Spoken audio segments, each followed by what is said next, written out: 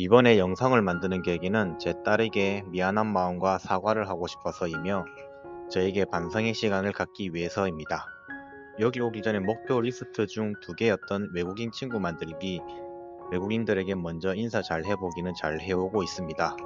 하지만 가장 힘들었던 것은 수업 후 그날 했던 내용들을 같이 저녁에 복습하면서 선생님과 함께 공부한 단어들을 외우는 부분이었는데, 아이가 2주차 때에는 잘 따라오더니 3주차부터는 단어를 외우는 것을 어느 순간부터 엄청 힘들어 했는데요. 예를 들면 같이 단어를 듣고 따라할 때 멍을 때린다던가 턱을 괴고 딴 생각을 한다던가 집중을 못하는 상황이 많았는데, 이럴 때마다 저는 그저 하기 싫어서 딴청을 피우는가 싶어도 혼을 내고 싸우는 경우가 잦아졌습니다.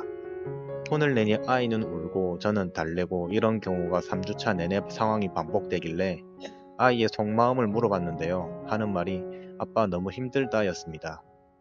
맞습니다. 제가 아이의 편에서는 생각하지 못했습니다.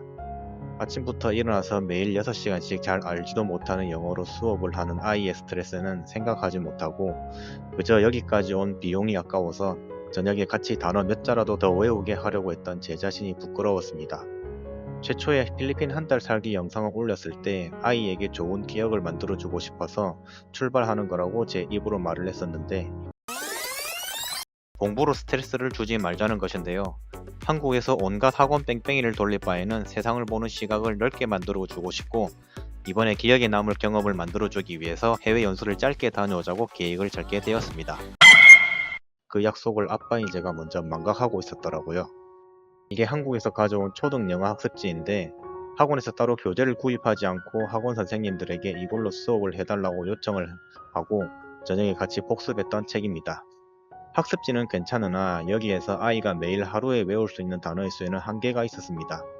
그 부분을 아이가 울면서 이야기하길래 이때부터 뭔가 잘못되고 있다는 것을 깨닫고 딸아이에게 하루에 더도 말고 딱 5개씩만 공부하자고 했습니다. 그러고 나니 4주차부터는 아이의 얼굴이 더욱 밝아졌고 저도 그날 공부한 단어 5개만 외우고 터치를 하지 않았고, 딸아이는 여기서 사귄 외국인 친구와 노는 시간이 더 많아졌습니다. 그런데 이게 효과가 더 좋더라고요. 아이들끼리 놀게 놔두니까 딸아이가 자연스럽게 영어를 조금씩 쓰는 게 들렸거든요. 막 자기들끼리 뭐라 뭐라 하는데 잘 들리지 않지만, 예를 들면 Your turn, one more time, I like it, let's go 뭐 이런 단순한 영어들인데 일단 입에서 나온 게 어디입니까? 제 아이보다 지금 훨씬 잘하는 또래 아이들도 많을 거고 그렇게 교육시킨 부모님들도 많으실 텐데 저는 뭐 이 정도로 만족합니다. 사실 기억을 더듬어 보면 제가 초등학교 1학년 때 영어의 영자도 몰랐으니까요.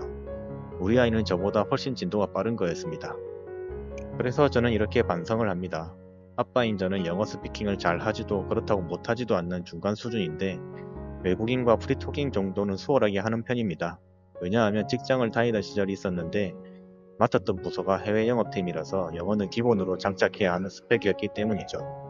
그래서 내가 이렇게 영어를 하니까 제 아이들도 당연히 잘해야 한다는 강박관념이 있었나 봅니다. 왜 그런 거 있잖아요. 비교할 바는 아니지만 부모가 의사니까 아이들도 의대를 가야 한다는 뭐 이런 불편한 진실, 불편한 현실. 이제는 그런 마인드셋에서 벗어나서 아이를 최대한 믿어주고 강하게 푸시는 안 하려고 합니다. 혼자 독백의 시간이 길었습니다. 마지막으로 내 딸 수빈아 5주 동안 타지에서 입에 맞지도 않는 음식을 먹이면서 아빠와 생활하느라 고생했다. 사랑한다 내 딸.